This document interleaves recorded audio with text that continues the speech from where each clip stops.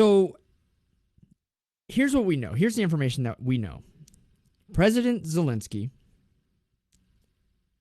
mandated that every male in Ukraine between the ages of 18 and 60 has to stay behind and fight. They have to. Here's what we also know. There are women, and not just women between the ages of 18 and 60, and not just men between the ages of 18 and 60. There are older women that are staying behind to fight. Mama Bear Tracy, yes, even if they don't want to go, the men 18 to 60 have to stay behind and fight. There's no choice. I mean, it's do or die with Ukraine right now. It's literally this is it. All or nothing. So John says 2,000 civilian Ukrainians supposedly killed. What is the definition of a civilian? Let's look that up. Let's look up what the definition of a civilian is. And I'm doing this on purpose. Yes, you. I'm in the middle of something. Hold on, Kyle. But let's look up the definition of a civilian.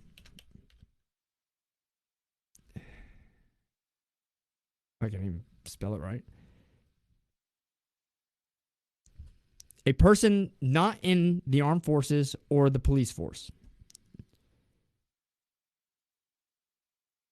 I believe they have conscripted all of those people, the men that are 18 to 60 years old. I think they are a part of the armed forces now. Maybe unofficially, but they're a part of that fighting force. Oh, you're good, Mom Bear Tracy. So, Michael. Yep.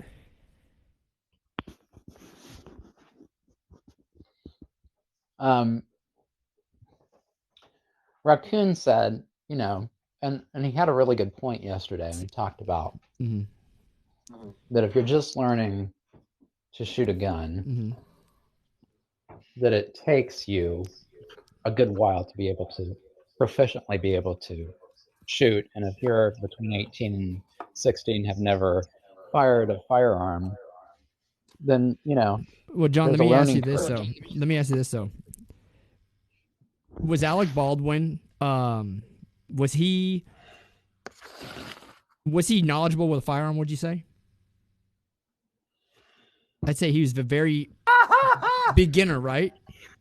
Let's be honest. He was a beginner, right? He was enough to shoot somebody in the head and ricochet off into somebody else. Exactly. Yeah. He was a danger. He killed someone and shot another person with the same bullet. Okay? This is what I say about cops. Okay, now I'm not going to be slow in this conversation. I'm kind of ran here. The whole police thing. Do police make mistakes? Yes. Are there bad cops? Yes. But coming from the grandson of a police officer that served for like 40 years, okay, here's what people need to realize. That cop has a family at home too and has the same right to be able to go home to that family safe every night as you do when you interact, okay? You're both equals. So when that cop approaches your vehicle, he does not know who you are. You know, sometimes he can get a little information based off the plate, but he still does not know even if it's you in the car. It could be someone else driving your car. He walks up there, and he doesn't know maybe you had a bad day. Maybe you are a killer. He doesn't know anything about you when he approaches a vehicle. So obviously his tensions are going to be high, right? It's the same thing with soldiers. They don't know what's going on. They don't know, especially when you're talking about an insurgency and these civilian fighting forces that are armed. Negligence, John, and a person that doesn't know how to use a gun is actually probably more dangerous to everyone around them than the person that does know how to use it. And the Russian soldier does not know how much training that Ukrainian person with an AK has. It doesn't matter, right? Especially when you have so much chaos going on. I totally agree. Yeah. Okay, Mike. Mm-hmm. according to the rules of warfare, if anybody within the area of said battle is carrying a weapon, a firearm, not pitchforks, but a firearm, is considered a threat and is taken out according to the rules of law. Okay, the rule of law for warfare is if somebody's carrying a weapon, even if they're dressed in civilian clothes, it's an immediate threat.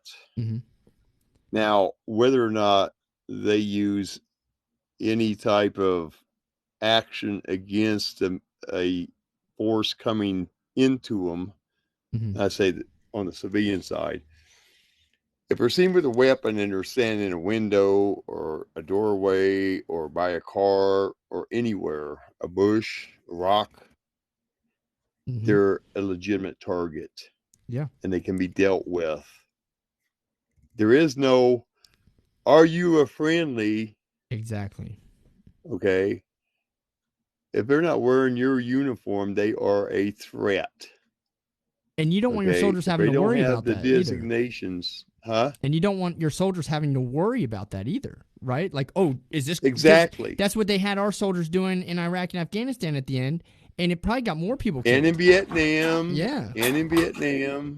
And in World War II and Korea.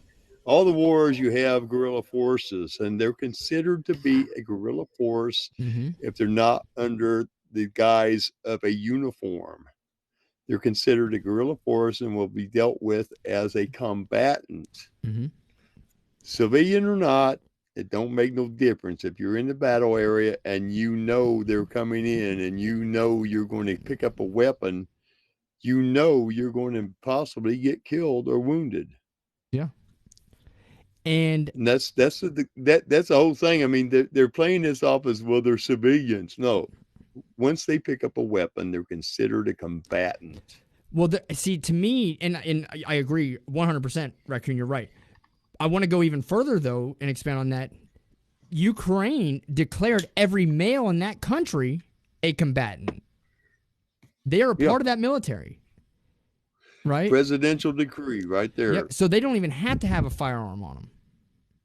Here's the other thing. They're loading up Molotov cocktails. You don't even know if they have them. They can light that thing on fire and throw it. If it's a woman, good. But Mike, if it's a woman or a child, if they're carrying a weapon, they must be dealt with according to the rules of law, unless the soldier wants to take it upon himself to risk his own life to see if that child knows how to use that weapon or is an immediate threat.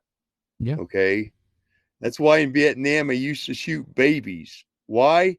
Because the Viet Cong would put grenades underneath the baby, knowing an American soldier is going to pick that kid up. Yeah. A lot of screwed up stuff happens in war. Made a kid into a landmine. And yeah, we're not talking about the leaders here. I'm not defending Putin. I'm not talking about Zelensky, right? We're not talking about the people that start the wars. We're talking about the people fighting in the war. Because the people fighting in the war on the wrong side and the right side are only fighting and taking orders. And they're doing what they are told is right.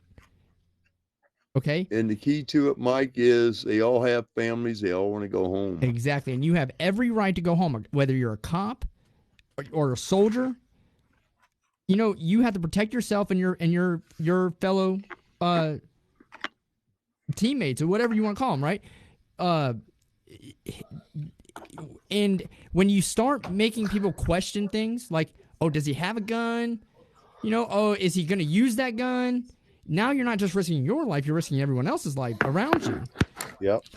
So who would you rather have next to you? The guy that's not going to second guess and just, you know, not even take the risk? Ask for forgiveness, not permission?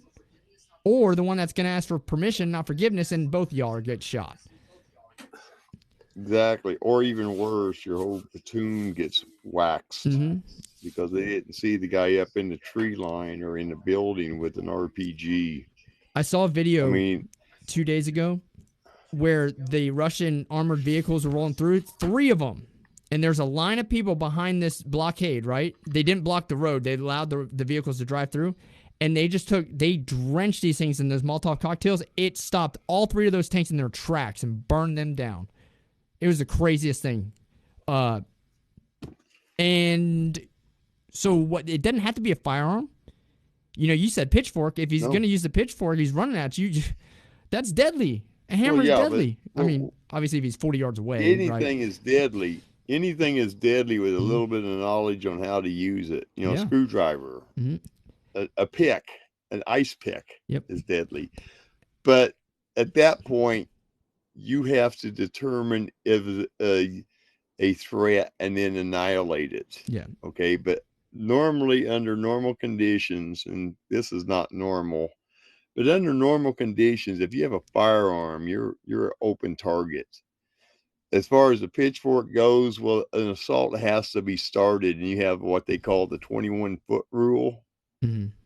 You have to make a split decision on whether or not that person's going to come up and stab you, or should you shoot them and not even worry about it. Well, if they're getting close to 21, within 21 feet of the massive Russian army with a pitchfork, then the Russians got problems. Michael. Well, yeah, I know. But what I'm saying, though, is anything that's used against you in a threatening manner is considered a weapon on the battlefield. But most of everybody is concerned about weapons, you know, firearms. Yeah. Go ahead, John. Okay. They're not talking about what about some guys who were in the military over there and they get a hold of a Soviet piece of artillery and haul it back to their complex and start cranking off rounds indiscriminately, just trying to keep them back or to kill them as many as they can. That's considered a threat, and they can bomb the piss out of it. Yeah. They can sit there and drop bomb after bomb until they feel that the threat is gone. Yep. They can strafe it as many times as they want to make sure every person around that gun, man, woman, and child, are dead. Because they all have a potential. And that's what people are not looking at. What's the potential of getting killed on either side? Yeah, go ahead, John. All right, so I saw a couple of reports, I don't know if you've seen these, where the Russian tanks have been left with full of fuel, empty, that they've abandoned them. I'm wondering if, because it appears, you know, there are obviously Russian citizens that don't agree with what their military is doing to the Ukraine.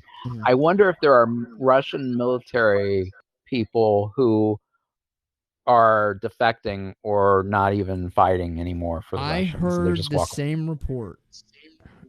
I heard that. That's a very good possibility. Yeah, I did hear that. That some of these Russian soldiers were actually sabotaging their own vehicles, you know, putting holes in the gas tanks and stuff like that to not be able to progress. There could be multiple reasons. It may not just be the fact that they don't want to fight. It may be, well, not that they don't want to fight. It may not be because of who they're fighting, but the fight that they're potentially going to get into. Because they're going into this city, and there's still too many million combatants in the city that are looking forward to killing these people. You know? Right. Okay. Ask yourself this question now. Talking about Russian tanks. They have Russian tanks in Ukraine as part of their military because why? Russia used to own it, and they abandoned a lot of that shit when they broke everything down in the 90s, in the 80s. A lot of that equipment you see, you have to look for the designated markers on them, and a lot of times they won't show you anything to go by, but you have to have it in the back of your mind. Could it be a Soviet tank, or could it be a Ukrainian tank that the guys just said, no, I ain't doing this? Because we have it on both sides. People will just say, I ain't doing this crap. I'm out of here. And they abandon equipment. We had people do that in every war we've had. They've just said, I'm not doing this. I don't have to do it. They run the risk of, one, if they get put back to Russia, or they get back to Ukraine, whichever vehicle it came from, they're killed as treasons. It's treason because they left their equipment, they abandoned their people, and they put up the guise of saving themselves because of the enemy, and that's basically letting the enemy have their equipment. Even though they didn't get to it, they're leaving it on the battlefield. And if you drop something on the battlefield and walk away from it and say, I ain't carrying this no more, I ain't using this no more, that is considered to be a killing offense. You can be shot on the battlefield by your own people for doing that crap. I was about to say, if this was actually going on, John, I would imagine it would have to be, especially when it's a 40-mile long convoy with a substantial fighting force, it would have to be a strong majority of them on board with doing this, because they're going to kill, especially Russian, they're going to kill these people that are deserting, basically. And yeah, I mean, you're refusing to, I mean, it's basically a form of desertion, or AWOL, I guess would be the formal word, right, John, Raccoon? But well, here's the thing: a lot of people don't realize about the military on any army. It's a totalitarian system. It's not Democrat. It's not Republican. It's a totalitarian. They say you will fight, or you will die, or you will fight and die. And they train you so you have a chance of surviving. However, once you face into a period of cowardice, you will be executed. And in World War II, we shot people on our own side who deserted and got caught again. And some people who were brought back and said, what happened? Well, I didn't want to fight, and I went over to the other side there, and they captured me. That's desertion. That's also cowardice in battle, and both of those can cause you to get executed. And Russia will execute their soldiers. They know that. Russia's those guys are drilled like crazy about that stuff because they have to be. You know, and like desertion, like you're saying, Raccoon, that's a treasonous offense, you know, in the eyes of most countries. Well, in all countries, I would imagine. John, yeah, all countries. Yeah, John and Scooter, you guys are both next. Don't make me next. I got an echo, man. Come on, Keith. You're good now. It's only when everyone else is talking. Oh, so I'm echoing what they're saying. I've got a question for you. Yeah, go ahead, Michael. I've got a question for you along your lines. Now, the Ukrainian government, they semi-conscripted all males from 18 to 60, correct? Yes, sir. Why is the Ukrainian government misogynist? And why are the Democrats supporting this Ukrainian government? They don't want equal rights for women? Come on, man. I've got my own soundtrack, so don't worry about it. You know, that's a good point. Why is this not being questioned on the House floor right now? Why are we not condemning Zelensky? It's about breeding stock after the war. Well, they are Cossacks, so I mean, come on. Well, now we're in a whole different conversation here, right? So let's say the Russians win this. So what, we're just going to send these Ukrainian women back to have Russian men? That's their prize? Is that do you know the history of Ukraine? Do you really, have you looked into the history of Ukraine? It's a very screwed up country. Very screwed up country. Well, they were part of Poland prior to becoming a country of themselves. The western and part then was 1917. Poland. Well, they've been a country since the 1400s. Yeah. After the Roman Empire. The Roman Empire, they were part of the Roman Empire. Right. And then after that. At one time. Yeah. And I believe Russia actually started in Ukraine. No. Russia, no. It started in Moscow. Alexander the Great, Ivan the Terrible. Ivan the Terrible said, to heck with their screw Rome and everybody. I'm doing it my way, and I'll kill everybody who stands in my way. And he did. And he did. But, I mean, they're misogynists, and the Democrats are all behind them. I don't understand that. Well, they're giving kids weapons, and the Democrats ain't against that either. You know, I saw a meme on this. Guys, I saw a meme on this, I swear, and I laughed at it, and it's so true. The same people that are wanting to take our guns here are the ones that are all happy and Sending praising guns. about them handing out machine guns to civilians right now over in Ukraine. What, so they can have Right, it? I But can't. kids, and to kids. Yeah. Okay, and to But kids. They're teaching them how to build bombs. here's the thing. The United States government, in its current iteration, the administration that exists in Washington, D.C. today, is not sending weapons to the Ukraine. We're giving them blankets, we're giving them food, we're giving them medicine, but we're not giving them any weapons. Are you saying that the lethal aid Biden sent was just like blankets?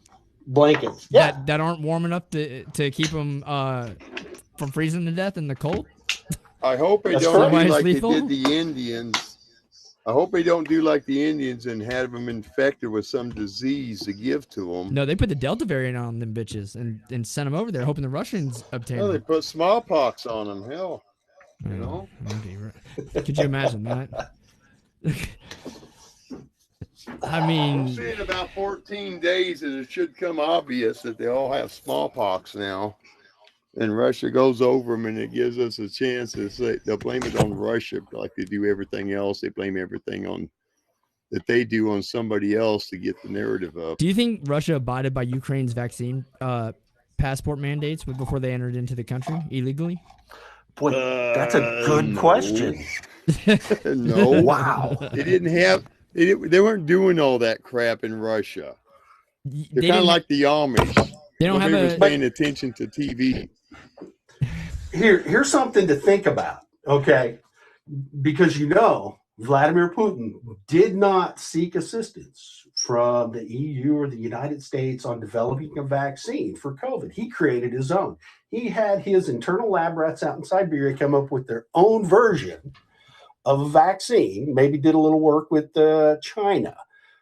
What happens? I mean, is this vaccine altering his soldiers? Is that why they're doing so poorly? Are you saying that's why they're so fucked in the head right now?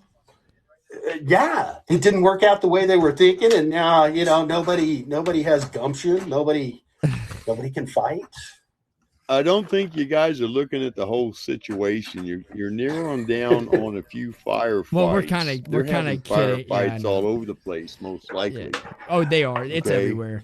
If they just send the joking about it. Spetsnaz in there, let me tell you, there will be death and destruction. Because them assholes will kill anything. Actually, Raccoon, they did in Kiev on the first day. They sent them into the airport and they got their ass whooped. They ended up taking the airport later on, but the special forces went in their Spetsnaz and got their ass whooped the first day. Actually, it was well documented. That's why they're going after the Chechenians. They don't want to send any more of the Russian boys. Yeah, no. Belaruski, nah. They killed all the Chechens too, apparently. I don't know if that's true or not. No, they can't find the It's Chechens. considered their special forces, guys. Yeah. And when you do an airfield seizure like what they were doing, you can expect a severe firefight if the enemy gets wind of it. Well, I mean, Raccoon, But aren't the JAG they took the damn lawyers a special airport. force? Huh? I said, aren't the JAG attorneys special forces too? No. Only in our country. Well, you JAG know, it is is a special not. force. The tranny that runs the health administration. That's a uniformed branch. I did not know that. Have you seen that? Raccoon, you'll love that. Go look it up. It's an FOA. You're confusing things. It's a field operating agency. It's not a. He's dressed in a military, or he, whatever they, them, is dressed in a military uniform. Okay, that's how I see it. It's like our Corps of Engineers. Okay, we have the Corps of Engineers who are governed by the military, but everybody in the damn thing is civilians. Well, I'm just saying he's wearing medals. Yeah, they all get medals. Navy uniform, Everybody gets medals. like seamen. You have civilian medals they can pin on you, man. I'm gonna have come back to the ribbons in medal their thing, medals. Raccoon, because I talked to one of my good friends that was in the Rangers, served in tours in Iraq and Afghanistan, Purple Hearts, medals, all that stuff, right? And I asked him about not Hunter Biden, but Beau Biden. I'm gonna come back to this later in the conversation, and I'll tell you what he told me, and you can confirm it or not confirm it, right? But going back real quick, Scooter got me off topic here with this sexist Zelensky comment. But well, I want to know. It's a valid question. My goodness. It is a valid question, really, when you put it in Damn right it is. I mean, we have to let... I wonder how many of the LGBTYN ABC people they sent out there, too, and said, you have to stay. You guys are distracting me. Okay, we have a 40-mile-long convoy. I was thinking about this yesterday. We have a 40-mile-long convoy. That's. I mean, we know this, right? The Russians are waiting for supplies. Could you imagine if they were held up because they had to get the freaking hormone pills up there to the trans soldiers? And that's what they were waiting on? That's why you shouldn't have... Don't get me started. I know, because I feel the same way. Okay, look. I took Adderall, right? The military says you got to be off it for 6 months before you go into the military.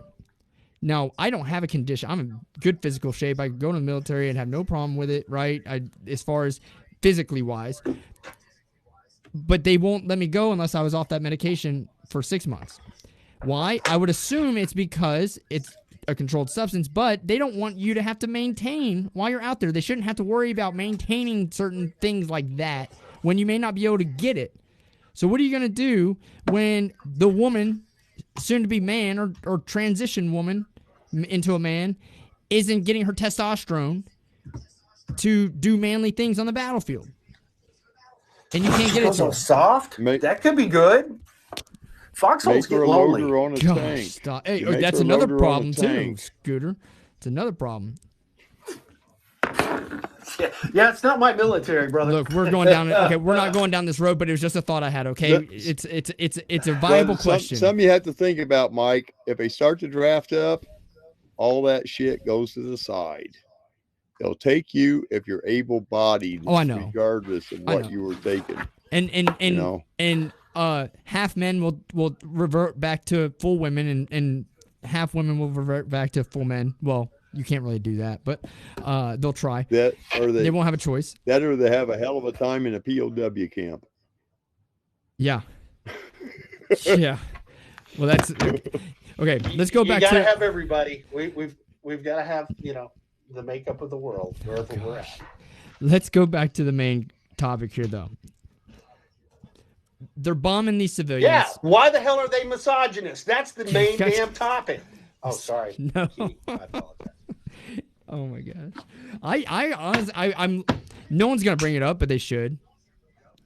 Everyone's just brave, but you're throwing it out there. The men conscripted from the age of 18 to 60. By God, putting AK-47s, the wonderful Kalashnikov 7.65 round into everybody's hands. But there are women who are taking up arms. Saw a great story about a 60-year-old woman who wanted to learn to shoot the Kalashnikov so she could defend her neighborhood. Yeah. So the Japanese would have sent her ass out there on the bonsai charge first.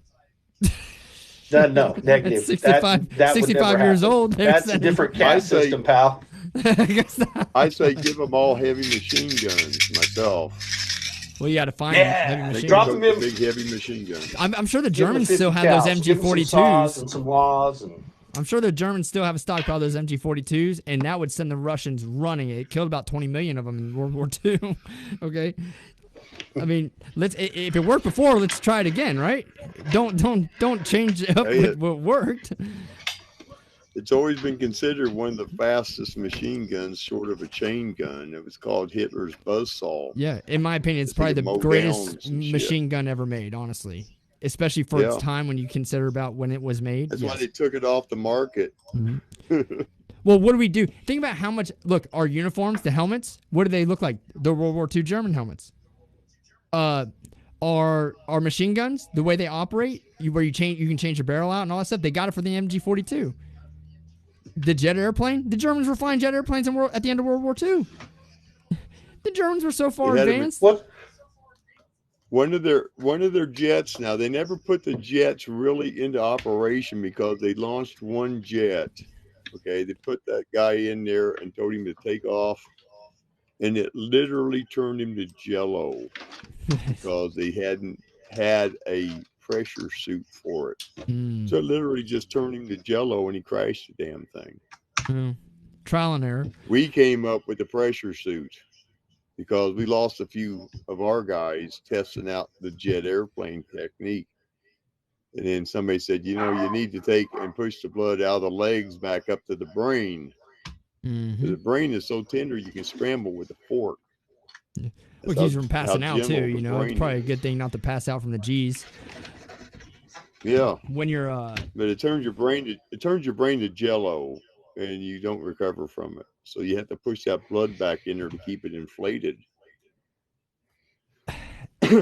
So speaking about inflating, okay, go ahead. Another thing about what's going on there, a 40-mile convoy doesn't stop unless the Russians want to stop. They will break off and go down side roads to get to their objective. Well, have you looked at the map though? There's only 2 actual main roads into the city that they can take. They'll make their own road, Mike. Those things are all-terrain vehicles. But they're actually saying that the terrain is extremely difficult even with those tanks. And what's a bad situation? First of all, you know they're going to end up surrounding the city. They're going to figure it out, right? It's just going to take them a while. When I was talking to the guy earlier, he talked about the logistics. The fact that they moved in a straight line like that actually slowed them down and is making it harder for them to get supplies up to the front where they need it. It actually has slowed the entire process down, he said. That, and because they only have 2 roads going into the city, and those 2 roads come to right in the middle of Kiev, they meet. And there's like a triangle point there where they come together. And I mean, it would just be a kill zone. So they got to go around. Look, here's what's going to happen. Tell me if I'm wrong. They'll go in with their jets. They'll go in with their jets and their helicopters and clear the area. Yeah. I mean, to look at it in the military spec, okay, it's just like what we're going through now. They started out on plan A.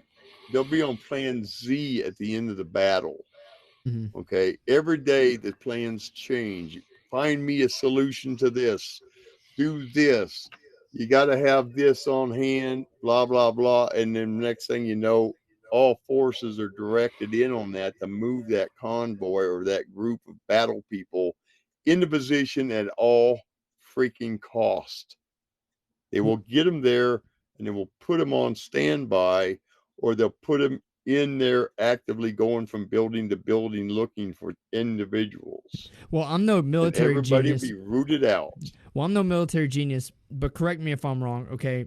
There's really one best way to do this, and I think they're going to eventually have to resort to this unless they just decide to blow the whole city up. And think about this. Like I said in the beginning, they have a bunch of men that are conscripted, never fought before, a lot of them. A lot of them never handled a weapon, okay? You have a massive army. You surround the city, and you do what the Germans did to them in Stalingrad. And you just sit there, and hell, we're going out of winter, so the Germans, they don't have to worry about freezing to death.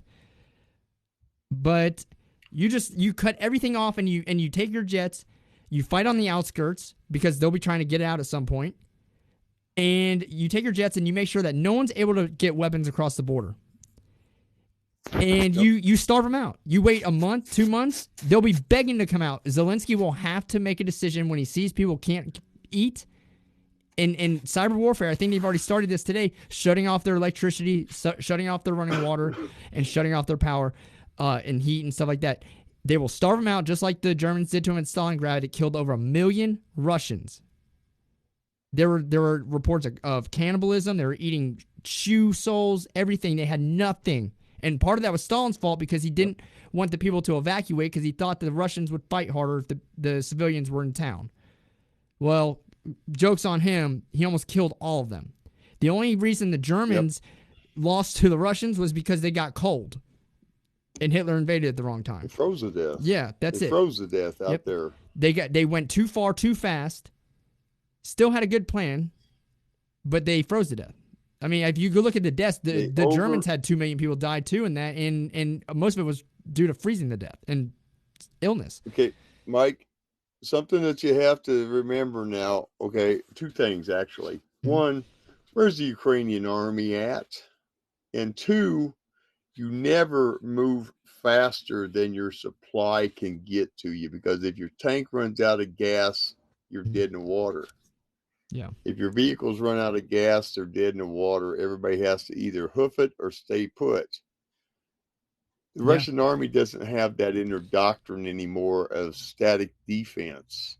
They're on the thrill of going in and taking this thing out as quickly as possible before anybody can get organized. Hell, we ain't even organized. Well, I'd yet. say it's time for them to adapt and overcome here, right? If you want to limit battles, you ask yourself though, Mike. You ask yourself, how many combat soldiers do we have right now? Mm-hmm. How many aircraft do we have right now in theater versus how many are still sitting with their masks on in their rooms, sitting there twiddling their thumbs, wishing they could get called into this crap? Yeah, I agree.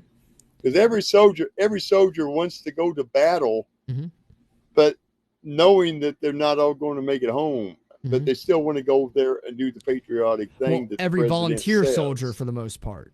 But a lot of the Russians aren't volunteer. Every volunteer. They're conscripted, the majority of them. So it's different mentality. So what I was going to say, Raccoon, is what we're seeing, if reports are accurate, it sounds like the Russian soldiers do not want this fight. So what do you do? Well, let's try and minimize contact. So surround the city. You'll have skirmishes on the outside, right? But you can somewhat control, I feel like, where there's not a huge dense population in the middle of the city, like just going in like it's freaking Omaha Beach here. All right. You surround the city, wait them out, and you'll have some skirmishes on the outside of the city, like I said, to keep control of access points. And then let your Air Force control and bomb everything that all the supplies that they're trying to get into the city and cut them off. If the soldiers don't want to fight, fine. Exactly. Don't make them fight. Just make them be there. Just be a presence. And don't let anything in or out. Well, actually, they'll get isolated there and they'll have to participate. Yeah. Because they can't get out. And you know as well as I do, if someone starts shooting at you, it doesn't matter at that point. You got to defend yourself, right? I think everything gets thrown out. Yeah. It doesn't matter who it is. If they start shooting at you, you're going to shoot back. So if the Ukrainians get to the point where we need to go and actually go on an offensive here and clear out an opening where we can get supplies in, well, now they're the aggressor. And maybe it gives the Russians a little more motivation, pep in their step here on this combat situation. I don't know if it's going to work, but it's a lot better than just sending them to their death in Kiev, right? Because that's what's going to happen here. But going back to the bombing, okay? They're dropping bombs on buildings. I looked up, last night I went on I searched for a long time trying to find ground combat footage, and I found a couple clips, and in those clips, one of them was they were in a building about 5 or 6 stories up in the building, a whole bunch of them, shooting down at a Russian vehicle and killed about 3 of them. One guy was like curling up, not wanting to get shot, and they lit him up, right? They're there to kill the Russians. They do not like what's going on, and hell yeah, I am 100% on board with what they're doing. But that same building in the 5th or 6th floor, all right, those are the same kind of buildings we're seeing Russia launch missiles into.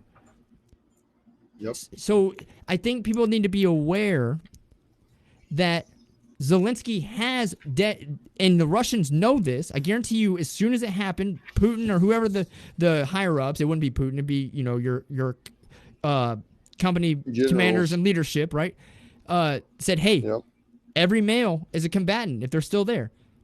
If Putin was smart, he would do similar to like what Bush did in Iraq, like when they went to Fallujah. Hey, we're going to give you 24 hours to leave. If you're still in this city tomorrow, when we come in, you're dead. You're a combatant. He should give them that ultimatum. Then it would clear a lot of this stuff up. But he hasn't. And Zelensky has said that they're there to fight. And a lot of women have stayed behind the fight too. So at some point, I'm not talking about going underneath into the subway stations where people are hiding from bombs. That's a little different. But the ones in the buildings that are not far away from the people that are shooting at you, that's just war. I hate to say it. It's an unnecessary war. It's an unprovoked war. But the soldiers, that's not their fault. That's not the guy dropping If they didn't want to, go ahead, Mike. If they didn't want to participate in the battle, then they should evacuate. But since they said, okay, we're sealing off the border, you can't get out, you got to stay back and shoot, then the media plays it as they're shooting civilians, okay? Yeah. They're not shooting civilians. Those people, if anybody draws a bead on a soldier, is open game on the battlefield. They're an insurgent. And, yeah, if they got their RPGs or whatever the hell they decide to shoot at the damn tanks and stuff, fine. But not too many of them are going to get around to it because they haven't had a proper education on how to shoot daggone guided missiles and damn wire guided missiles and of course the inaccurate RPG. But you have to take in consideration what they're doing on the news, on everyone. I watched 18 different newscasts from 18 different countries. They all say the same damn thing. They're killing civilians. Well, them goddamn civilians got weapons in their hands or dead meat. Yeah. And that's all that needs to be said is they're combatants on the battlefield. They may be doing it to save their country. They may be just doing it because somebody give them a gun, so just shoot some people. Yep. I don't think whoever comes across this area. I think maybe the Russians are getting a little more lax on what they're bombing. But they have they can do that because of how many people are wanting to kill them in these cities. But I don't think it's as indiscriminate as what it's not nearly indiscriminate as what the news makes it out to be. Like I said, there's two sides to every fight. They said that USSR does not have air superiority. It's pretty funny that they don't have very many jets up and they're not strafing the countryside trying to get rid of the people they're trying to overthrow. Okay? Oh yeah. Like you said, they're doing strategic targets that have a priority on them. After they take those priority targets out, then they'll start doing the other stuff. Yeah. But they have to take the targets. They may be able to win over half the people, win over their hearts and minds, and the other half will still fight. And they'll continue to have to take them out to clear up the daggone air and what's going on. And when you find out what is actually happening, and I mean, not on the battlefield, but in the government area, then you understand what's going on. Yeah. That's the part that they don't tell anybody. And when you see pictures of a battle, be observant and look for the trees. Are there leaves on the trees? There shouldn't be. Is the grass growing and weeds out and flowers popping up? There shouldn't be because it's still winter. Yeah. Those are giveaways. The other thing is to look for the V or the Z markers. I will say I've checked the weather around these areas though.